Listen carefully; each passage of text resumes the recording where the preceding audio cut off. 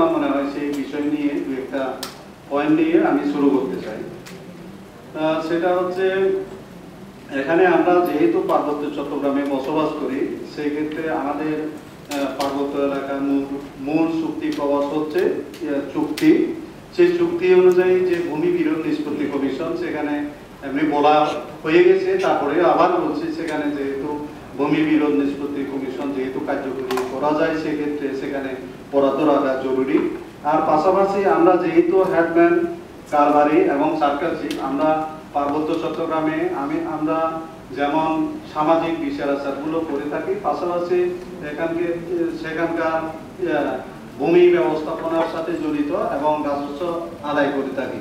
সেক্ষেত্রে এখানে একটা বিষয় হচ্ছে যে মাননীয় প্রধানমন্ত্রী 2012 সালে আমাদেরকে বললেন যে আমি আপনাদেরকে 100% ভাতা আপনাদেরকে করতে চাই, এবং সেই হিসেবে আমরা হেডম্যানরা আগে 500 টাকা ভাতা পেতাম, সেই জায়গায় আমাদেরকে 100% করে 1000 টাকা দিলেন। এভাবেই কিন্তু আমাদের বাজেটটা ওভাবে করা হয়েছে।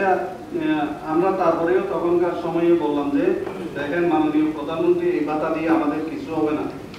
উনি বললেন আপনারা যেহেতু আমাদের গণভবনে আসছেন, দেব কিঞ্চিৎ না করিব বঞ্চিত, তারপরে আমাদের ভাতা বৃদ্ধি করার কথা ছিল।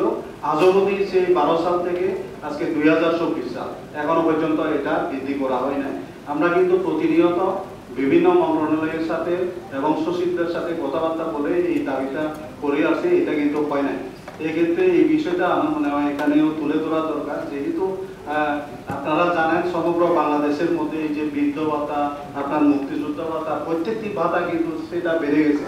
কিন্তু আমরা এই যে আমরা একটা প্রতিষ্ঠান, আমরা ভূমি ব্যবস্থাপনার সাথে জড়িত, আমরা সামাজিক বিচারের ক্ষেত্রে আমরা কিন্তু জড়িত, সবকিছু নিয়ে কাজ করি, সেটা কিন্তু আমাদেরকে এখনো ইয়েগুলো সেটা দিচ্ছে না। আর পাশাপাশি এখানে আপনারা জানেন 3 জেলায় 3টা সার্কেল চিফ আছেন এবং 377 জন হেডম্যান আছেন এবং 4000-এর অধিক কারবারি আছেন। এখানে দেখা গেল যে কারবারির সংখ্যাও অর্ধেকের বেশি, তারা কিন্তু এই ভাতার আওতায় আসছে না, কারণ তারা বিভিন্ন সামাজিক কাজ করে, কিন্তু এই বিষয়টা এখানে উপস্থাপিত করা হয় না।